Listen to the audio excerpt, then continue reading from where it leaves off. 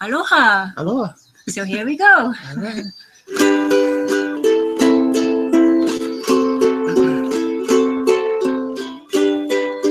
Where I live, there are rainbows with life in the laughter of morning and starry nights. Where I live, there are rainbows with flowers full of color and birds filled with song.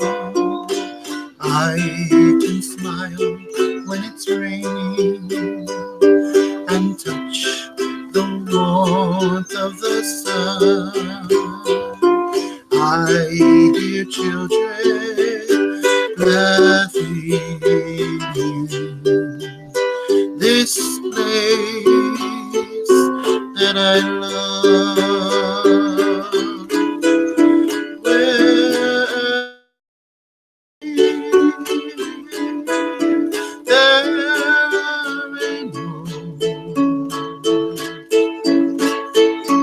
With life and the laughter of morning and starry nights, I can smile when it's raining and touch the warmth of the sun.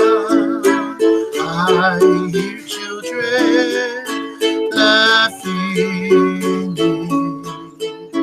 this place that I love. Yes, in this place that I love, where I live.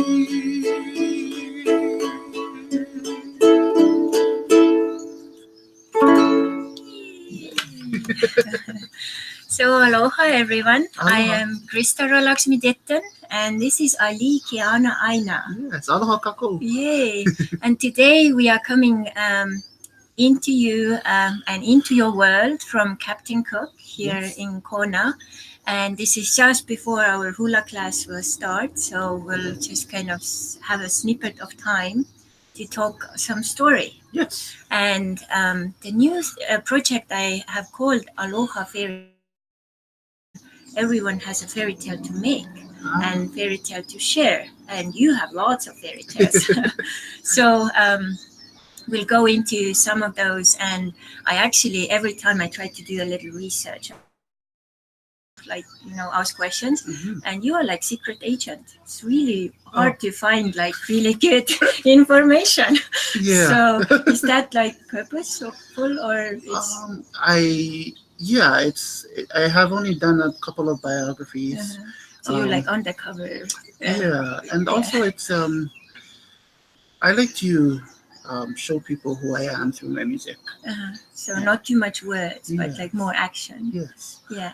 You actually have also won an award, which is the songwriter, storyteller, singer, which is the, what's that called? Clyde Kindy Sprout Falsetto and Storytelling Contest. Yes. I didn't even know there is such a thing.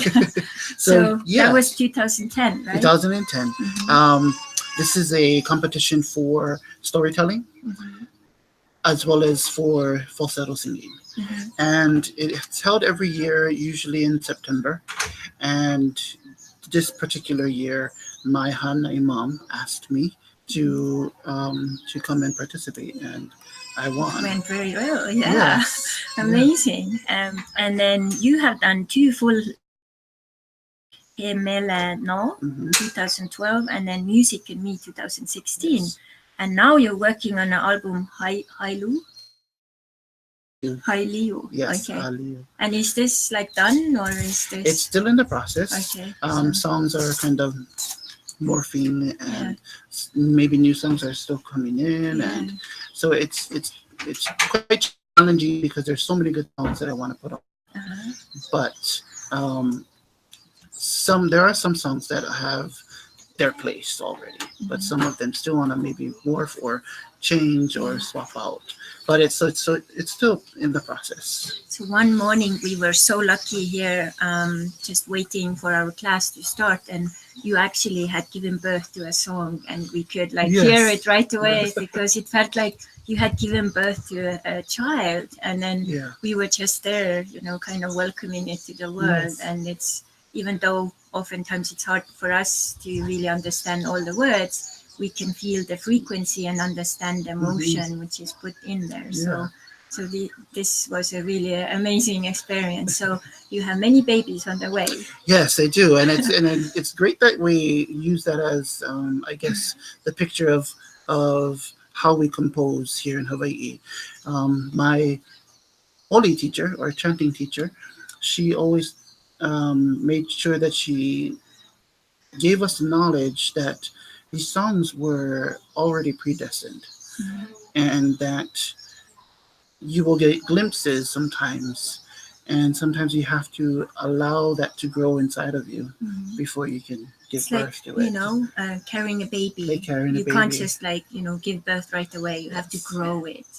9 months. Yeah. And probably songs will take sometimes longer. Oh yeah, sometimes. So that particular song that we had given birth to this here, it could have been maybe about 3 years.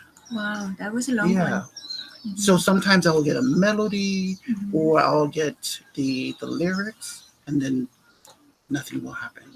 And then all of a sudden everything just comes together and it's ready, and then you just know.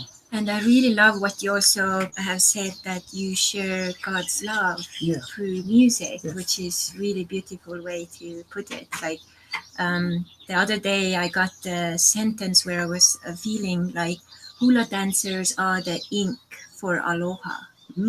So because we are sharing the story. And another amazing story was when I found this Mele Kaliki Maka song in Estonian, and I was showing it to Kumu, and this is nice, but they are not dancing the story. So this is something really kind of, culturally connected to Hawaii, that, you really embody this story through your moves. And just recently we started to study and learn the song Gift, which is in English, and you will hear the song in the very end of this broadcast. But then I really started to understand what the hula dancers feel, because then I could really understand the moves, and it was a little easier. As well, when we were doing the Honauna Paka and going into the park and becoming that, palm tree, and seeing that palm tree. So it's one thing to talk about hula, and another thing to really live it and become it. So. And especially for a hula dancer or hula practitioner, we it is important for us to make that connection, so that when we share our hula away from that place, then we can embody it. And fully. Transmit that story through the frequency as well. And then we can help those people who watch transcend time and space, so that they can join you on that journey. Time travel. Without leaving home. Hey, it's coming to you. So you are actually a local boy. You are from North Kona, right? Yep, born and raised here in Kona. Never left. Well, I left for maybe a month. You have had some trips to Japan, Korea, and then all up and down the west coast of the United States. Wow. And that has helped you also to probably even appreciate Hawaiian culture even more. Yes, definitely. Right. And also to see where our Hawaii has now become a melting pot, and to see where different maybe foods or different lifestyles, how they blend and become what is known as local. Yeah. So many different cultures all blending here, and so we get to see when we go to Japan or Korea or any other place where these different cultures derive from and how it made its way here, and then how we utilize and kind of adapt into it's those really things. cool that you are bridging not only the contemporary music with the traditional, bring people together, as you have also said that there is actually a dilemma right now in Hawaii where lots of Hawaiian people maybe not so interested to learn hula dance, and you have now opened it up for us, Haoli girls. We have a mermaid group here going on. Whatever, strict rules there were, you're kind of opening it up and kind of being, the cook and doing the melting pot, mixing cocktail. And it works really beautifully. It is, and it's exciting because that is something that I learned from Mike Kumu. Mike Kumu also takes on anyone who is yearning for that knowledge, because if we don't have anyone to pass it on, and it's known in the hula world that if the hula teacher or kumu does not pass this knowledge on, it will be taken away from him or her. And so it's important for us to share with those who actually have the desire to embody hula. And that's your Kuleana, right? It is. Kuleana is such a powerful word. Like I've been coming across it and like kind of trying to figure out what's my Kuleana, you know. So you are really doing a good job with your Kuleana. Yes. So, all of us are basically stewards, catalyst, if you will, to move what we learn from hula and share it to whomever we come across to. So part of your Kuleana now becomes your sharing in actually going back to Estonia and sharing it there.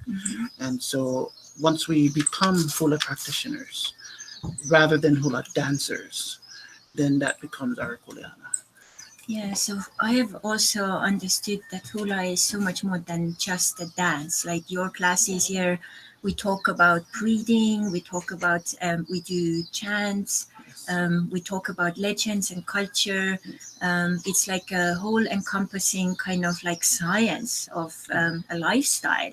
And then like kind of becoming it, like when I get nervous, I'm taking these, big breaths and getting back into my center and like, maybe trying to remember Aloha chant and like kind of putting it into practice into my daily life, not only when I dance hula, but, in my, struggles and challenges. So yes, definitely. Yeah, but I've always shared that my hula life or life with hula has definitely saved my own life in many, many ways, many more times than once. Yeah.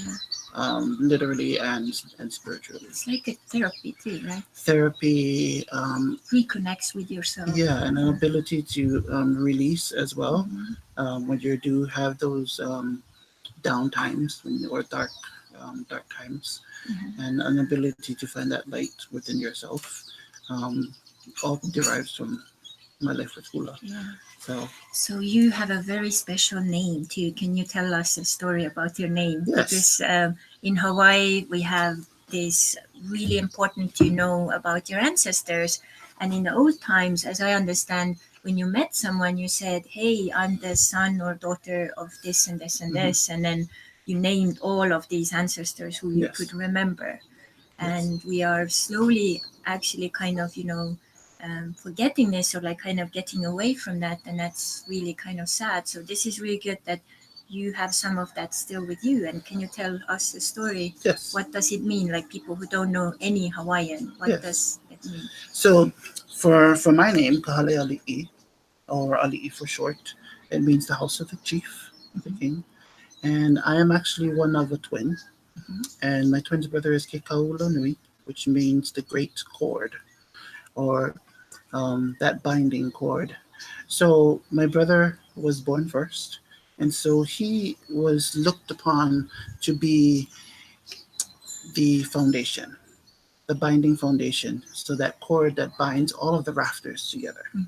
And then I was the actual walls and roof with Kahaleali'i, or the actual house, ensuring that our lives should be as one, no matter if we are apart or not, and how we support with one another. And without one another, we wouldn't be.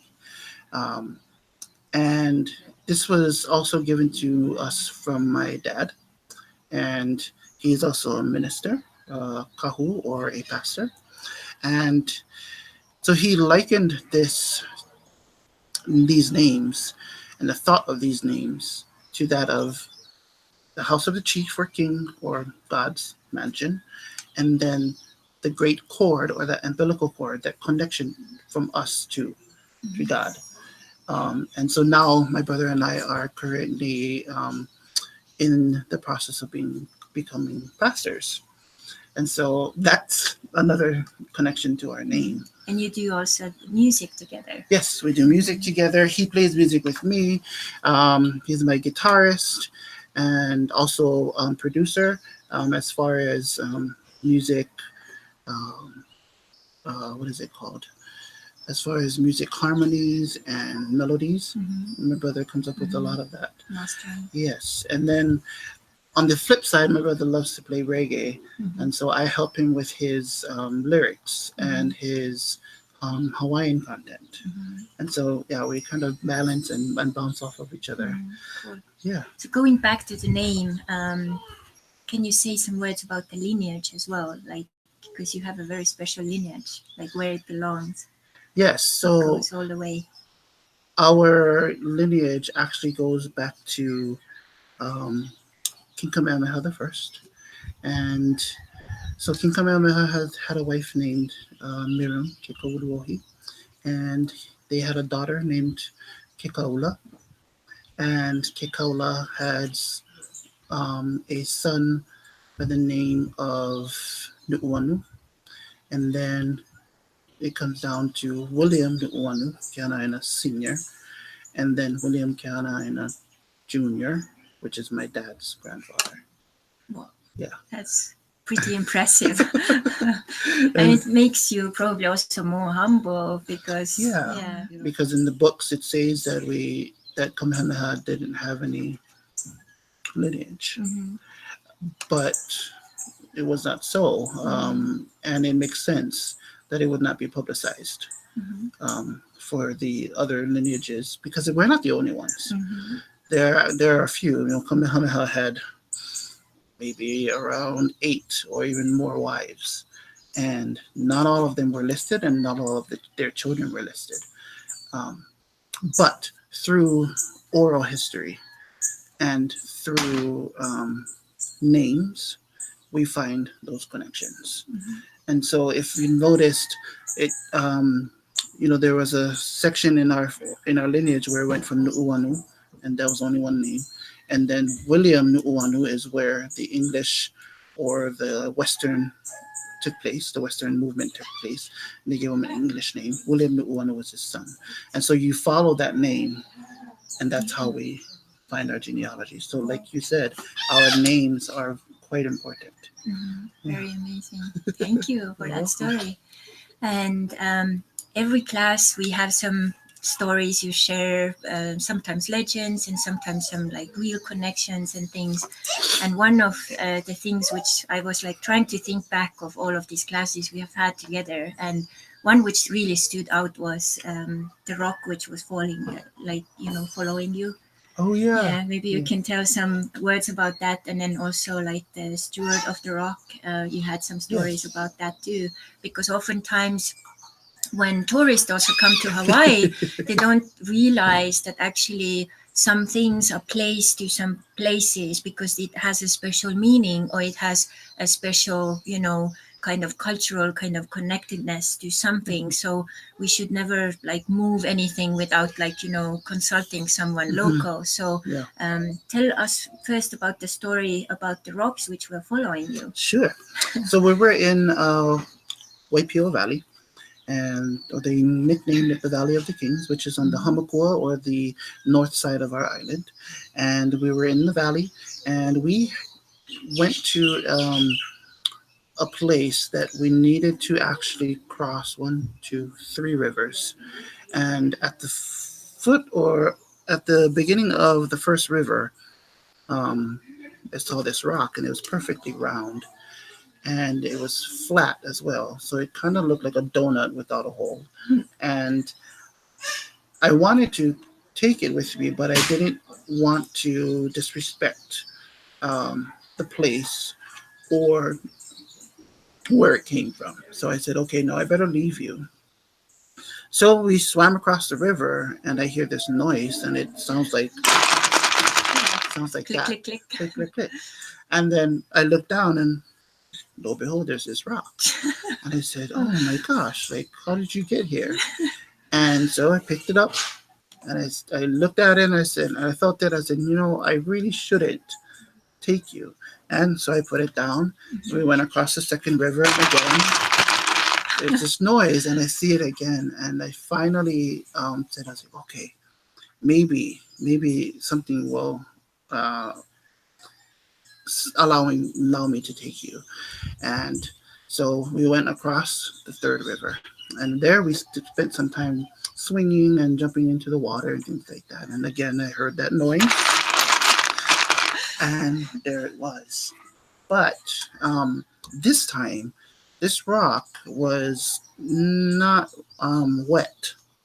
Usually when it comes out of the water, it's wet, but this time it wasn't wet. And so I said, oh, I think it felt like a he. Yeah. I think he just wanted to spend time. Because when we went back across all of those rivers, he didn't follow me. So when we were going into the place, if we were coming out and he was following me, then I would know that he wanted to come home. But he didn't follow me out. So I knew this. Also, to touch on the stewards of the rocks hold what we call mana. And whether you put the mana in it or it already has its mana. Life force. Yes, it's life force. And sometimes seers or kahuna or seers, for lack of a better word, psychics, they, in the old days, to connect from island to island or even from islands to a whole different island chain, so like from Hawaii to Tahiti or Aotearoa, they would utilize these steward rocks or these. And they are certainly like placed in a certain direction. Yes. So you shouldn't move there. Yes. So you shouldn't. So if they're standing straight up, someone had did that, and there was a reason. Yeah. And so there are actually rocks that are residing here in the islands, from Aotearoa and Tahiti, and vice versa. They've taken big rocks, maybe about this size, and they've, sailed it or carried it onto a plane and just to connect it. In the back, of course, in the old days, they would sail it across. But we do have these rocks that face each other to connect the mana between our islands and Tahiti, or our islands and Aotearoa or New Zealand. What happens if someone turns the rock the other way? If someone does that, then usually that connection is cut. But these rocks tend to find themselves back to where they need to be. So they can move. Unfortunately, for those who do actually push them over or turn them, something might happen to them. Yeah. So you also said that each family oftentimes is a steward of a place or a rock, and you shared some of your family stories. Can you share one, because it's very special? One of my cousins who lives in Napo'opo'o, he is the steward of a rock that came from Aotearoa. And every year when they come over, they reconnect with those rocks, meaning the ohana that comes from Aotearoa comes to visit, and then when he goes to Aotearoa, then he goes to visit the rock that was given to them and take it to Aotearoa, and they continuously use it to connect themselves to one another spiritually. maybe spiritual journeys or spiritual, basically almost like a telephone. Like invisible Yeah, rock telephone. yeah, Connections. yeah. Yeah. And And Hawaiians also believe rocks are like sometimes representatives of Amakuas, like oh yes, ancestors. definitely, definitely. We have many So rocks lots of wisdom. that are here in shapes of mo'o or lizards, rocks, and I mean all types of shapes and sizes. It's And like of its own world yeah, in a way once you go in. Yeah, it's really cool. So you are such you do so many like contemporary things, like you're also head of a production, so you kind of perform a lot with hula and music. And then you also have your jewelry box business, yeah. which is like you are so multi-talented, like you do so many things. And then storytelling and hula classes. Is this like a common trend right now? You can say like very many people are kind of figuring it out that you have to do many things and kind of spread yourself out a little more. I think so. A lot, especially within the hula world.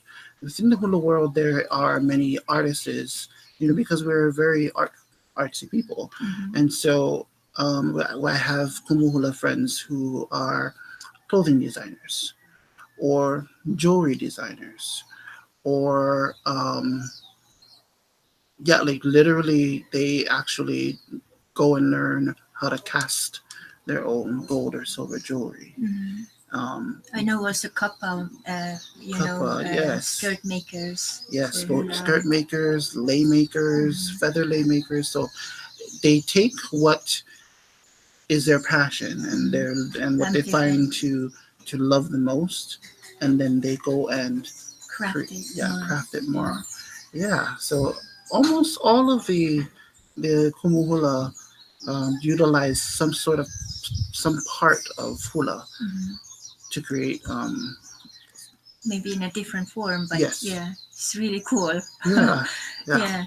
And one time we got this really beautiful Christmas presents where you had made some, Hawaiian style of bookmarks, and then the story of like there was patterns and like colors and everything you had used, and I was like, oh my god, like where did you have that time, to sit and like, and that's so special, which is also kind of like disappearing, that people take that time, Yes. to give that time and think of a story or a sentence for someone. And that's just like, just thinking about it makes me feel very, very special. So yes, in everything that we do, we as hula practitioners should have purpose. So even like making a lei. So let's use your lei for example. Oh, you can leave it on. But, okay. So in this lei, here in Hawaii, if someone was to make this lei, probably every single one of these shells would probably have a memory that was for that person, or the memory that they would spend that time with one another, and they would create this lei with those thoughts. And even with flowers, same thing. For every flower, usually if you're making it for that person, you would say, oh, this is when we went to the beach, and this is when I found your smile, or this is when I noticed how blue your eyes were. And all of this mana'o, or all of these thoughts, go into the lei, and when you present it to that person, they would feel that aloha that you have put into it.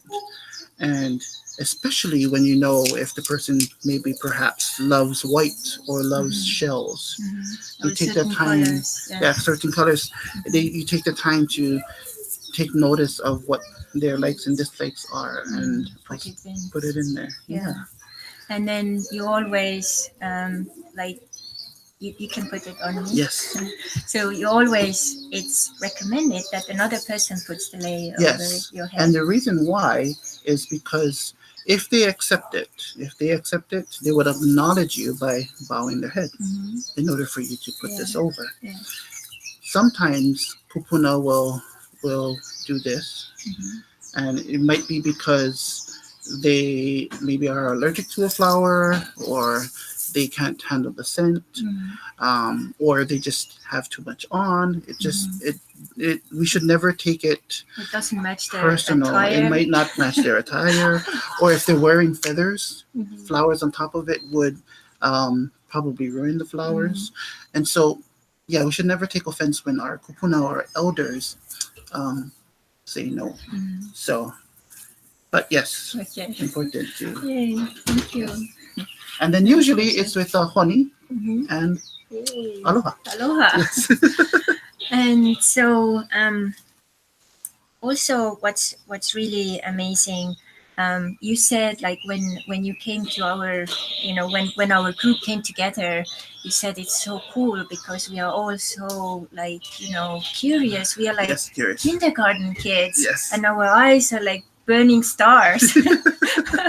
And this is quite amazing. You think that you have like adult women sitting there and so ready to learn. Like Yes. we are like hungry and thirsty for the Yes. knowledge. And you're not.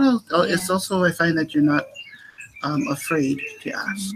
Yeah. A lot Even of stupid our questions. yes.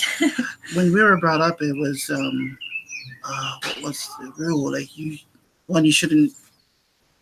It was just don't speak. Just nana, look, Yeah. and hanakamima, and just do. Yeah. You don't even speak. You don't ask questions. You don't do anything about them. And unfortunately, nowadays, because we have such a short period of time, it's important for us to accept questions so that we can become clear. In the older days, we would spend maybe 8 hours with our kumu. And before that, it would be living with the kumu. So there was I guess that was to ensure that everything that the kumu had was going to be passed on, transmitted. Now we have 1 hour. For us, we're blessed to have 3 hours. Yeah. And so, yeah, I really love the questions so that I can become clear so that you folks understand fully.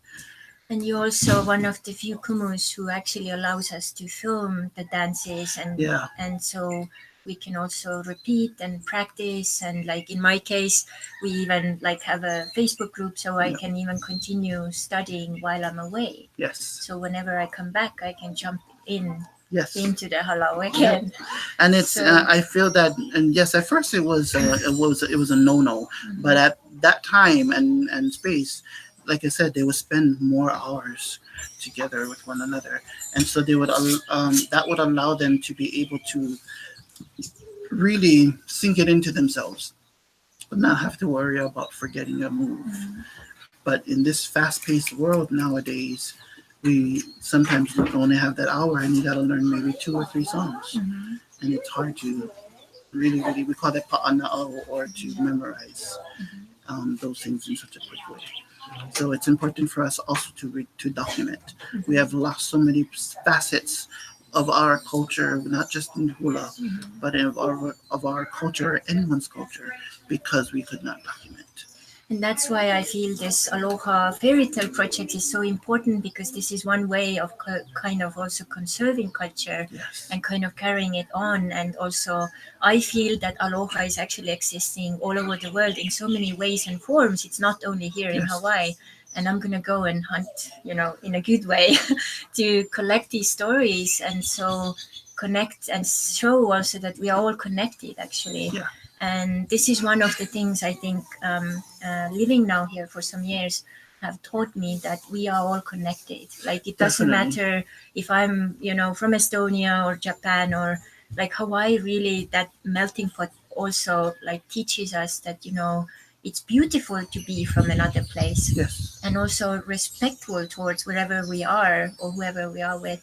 And then share and kind of feel that connectedness. Sharing is important, and just like that wonderful word called aloha. Aloha is more than just a hello, goodbye, and love, but it's truly a spirit. And I like to break it down even further than just alo and ha. Alo is face to face, and ha, sharing that breath of life. But then I like to break it down even one more step, and it says a, which is to ignite, to set forward. Um, Lo, lokahi, or lo is that unity, and ha is again that breath of life. And so to ignite that breath of life, um, to create unity. Wow. And this is what aloha is in all facets. And so, as you said, that aloha exists all over the world. I truly believe that it is true, and it started with our ancestors, our kings and queens, traveling and sharing that aloha, and they too asked those that they have shared it with to spread it out. And so this the same thing within even that song, "A Gift to Hawaii," how aloha and everything that it encompasses, and Hawaii is truly a gift, and that gift we ask that you don't keep it for yourself. In turn, you should share it. And if everyone does that and you continue to ask the next person, please share this aloha, and that person turns and says, please share this aloha, this should soon enough encompass the entire world. Yeah, it's the kindness also that you, maybe if someone is in need, you go that extra mile. And yeah, you just there, you notice things, you know. Yeah. And one really amazing gift also you give to many people is if they approach you and say like, could you help me to find my Hawaiian name? Yeah. So can you tell about this as well, like Yeah. how you do that and why this is important? So I feel that our names, we become our names here in Hawaii. And so I don't necessarily like to give a Hawaiian name to someone so that they can change. All I want to do is maybe clarify or accentuate that name. And so to give someone a Hawaiian name is to give them a name that is their true self currently, but through a Hawaiian lens, if that makes sense. And so what this does is that it connects you to the Hawaiian part of their spirit here. So when you gave the name Wailani to me, can you explain how you saw that in me? And yeah, so first I would ask the person, just as I have asked you, middle name. Yeah, for the middle name, and then the meaning of that name. And sometimes if that middle name doesn't connect or resonate with that person, then I would ask what thing, person, place, thing, natural resource that they would connect to. And in this case, you chose water. And so your name is Crystal. And I was trying to figure out a word for that kind of crystal clear water. But I don't like, wai ma'e or wai, wai ani ani. I don't like those for a name. And so I chose Wailani, heavenly waters, which to me would be crystal clear. Yeah, it's always crystal clear, Yeah. heavenly waters. And I love your translation of it, which is what was it? Liquid heaven. Yeah. So of the water therapy, and I feel like people really go into the depth of themselves or their inner heaven. So kind of reconnecting those two. And I feel that after I started to really connect to Hawaii through that name, I have connected and also balanced more of my masculine and feminine. And also hula has helped me, I think, to as most people who are from Europe, we are a little rough on the edges. It has helped me to soften those edges and become more of that water also in my movements. It is really truly like helping us to change the qualities of who we are. So, and also because of that, maybe create a different story, so a different fairy tale. Yeah. So just to wrap it up, so what is your message, your Aloha fairy tale to the world you would like to share? Oh my gosh. One, to when you feel aloha, take notice, and take advantage, and make sure you don't take it for granted, so that when you feel this aloha, you then can exude that feeling. and then of course share it. Mhm. And that's the important thing, is to share it, but one, to take notice, because sometimes you can come across aloha, or aloha can be shared with you in You so don't many ways, and you appreciate. don't Yeah. appreciate it. Yeah, you don't even take notice of it, and you don't. Sometimes we don't take advantage of it, because sometimes when we're being given aloha, we don't know how to receive it, Mhm. and then of course never to take it for granted, but to always share it. Yeah, and maybe walk this earth as aloha, Yes, embody aloha it. ambassadors. Yeah. That all comes Yeah. with the territory of hula practitioners. Yeah. Yeah. And then I think if we would have more aloha, we would have less wars. Oh yeah. Yeah, because if you have aloha, you can't fight, Yes, right? this is true. Mm. But in Hawaii, we also appreciate the po, or the dark. So there's Mhm. dark and light. Mhm. We appreciate the darkness only because it allows us to understand that light is so important. Mhm. And so if we didn't have darkness to allow us to learn and to know what it is, we would just be hunky dory. Nobody has Yeah. a worry, and it's really not practical. Keeps Um, us alert it keeps us alert. and Yes, appreciative. yes, Mhm. definitely keeps Yeah. us appreciative. Mhm. Um, So there yeah, is good to have both and balance. Find the balance point find with the aloha. balance. Yes, I like to say, like, it's 80-20. Yeah. I don't want to be, I don't Yeah. want to be balanced in that, Mm. but I want more aloha, Yeah. but to always remember, so that you don't take it for granted, Mhm. of where we live here in Hawaii, or our lives in general. Thank you so much for You're your welcome. time. Before we go to introduce the next last song, I really hope this time when we go to Estonia, we'll kind of spread the seeds of aloha, so that one year we will get to there and Yes. share aloha stories in person, and also share our hula halau magic tricks. Yes. So this song is very special. Yes. It's called The Gift. Gift. And can you tell a little bit about that? Yes. So this song is actually going to be, probably, if not it is, the next single Mhm. for the next album. But I composed this song because of times that we spent like this, or times that we spent as hula practitioners, um, and times that we shared aloha. And so it's in English, but there's that Hawaiian part, which It really touches your heart. I always start to Yes. cry. and it says um, in the Hawaiian lyrics that He aloha no ka'aina o Hawaii nei. There's a love for this land of Hawaii. Ka'apuni ka ho'oku'i a ka halawai. It surrounds us from zenith to horizon. Hulia una'ana. And if you turn and search for this, because sometimes we may be lost, Iko nani for the glory, you'll find it in Hawaii.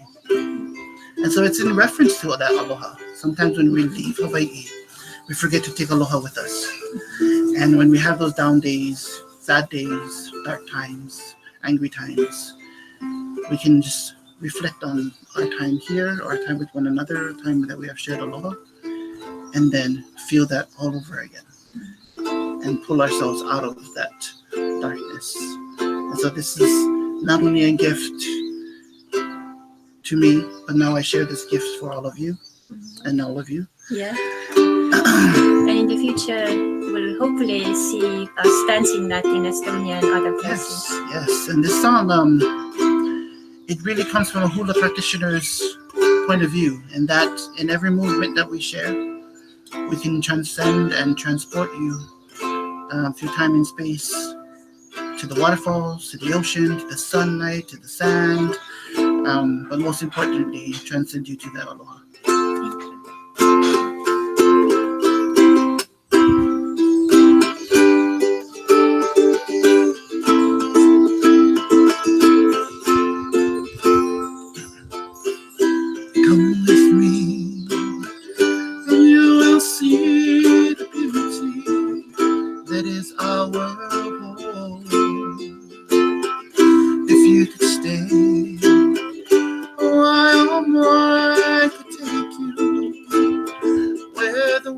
alone know, and we can fly. Just take my hand, and we can catch a falling star. We'll never go too far. I'll show you love in my eyes, and you can have it too. A gift from me to you, Hawaiian day. Hawaiian day.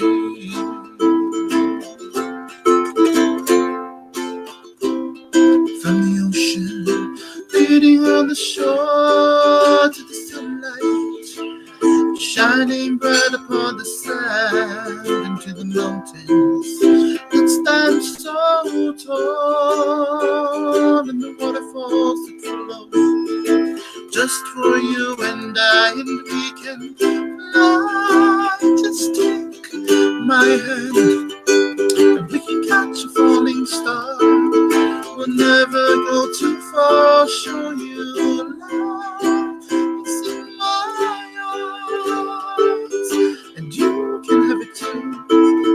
A gift from me to you, Hawaiian day. Hawaiian day. Aloha no kaina, o Hawaiian day. Kunita ho'oku'i, takahala wai e uniana.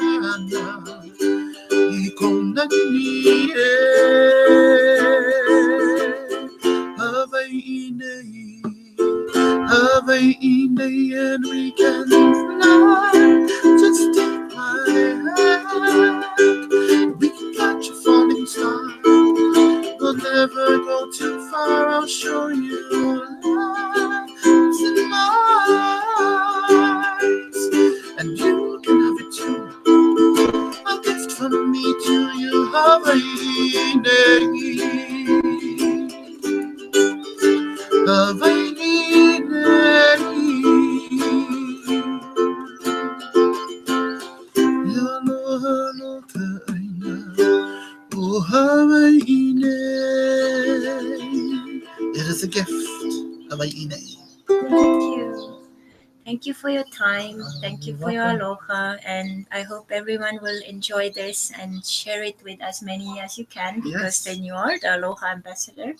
And if people are interested to buy your music, can we put links underneath? Do you have? Definitely, Yeah, yes. so you have them on Amazon and We have it on Amazon, iTunes, even on Spotify and Yeah. Pandora. yeah, I'll get those links so we Yeah. can put those. Or you can even just search up my name, Alii Keanaaina. Then it Yeah. shops up. Yeah. Yes. Yeah. Thank you so much. You're welcome. And may there be lots of aloha and in everything you do. Thank Mahalo. you. Mahalo.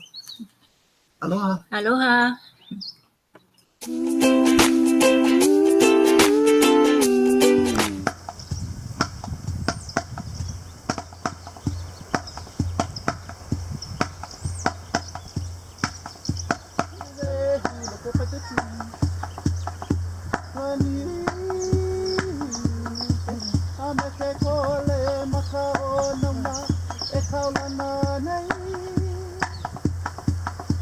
Ulu